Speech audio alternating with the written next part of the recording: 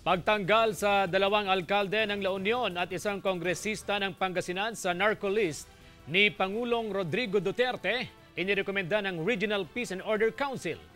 Narito ang report.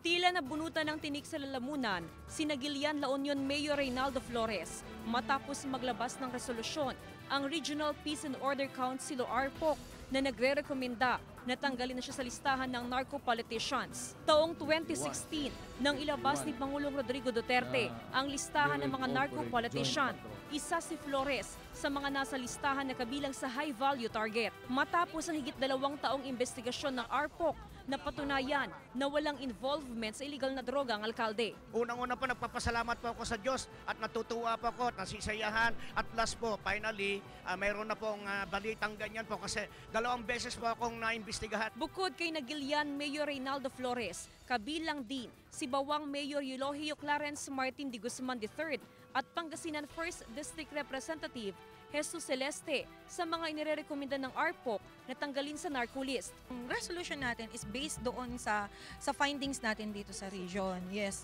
So, ang ating RPOC, yung ating Regional Peace and Order Council, yun yung findings nila na nire-recommend nila ngayon sa NPOC. So, yung NPOC pa rin is, of course, they still have series of validation with regard to the recommendation of our RPOC. Yun po yung mangyayari ngayon sa ating Hindi na nagbigay ng pahayag sa harap ng kamera ang alkalde ng Bawang, pero nagpapasalamat daw siya sa inilabas na resolusyon ng RPOC.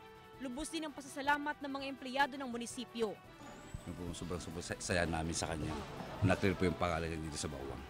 Bukod sa PNP, kabilang sa mga naatasang ahensya na kasama sa Regional Peace and Order Council na nagsagawa ng investigasyon sa mga politikong nasa narco list ang PIDEA, NBI, Military Intelligence Group, National Intelligence Coordinating Agency at DILG.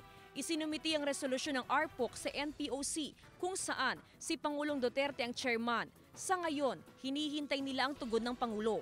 Samantala, patuloy pa rin ang investigasyon ng RPOC sa iba pang politiko na nasa narco list sa Region 1. Mula sa La Union, kasama si Anthony Alistair Taniedo, ako si Jasmine Gabriel Galban, naghahatid ng Balitang Amyanan.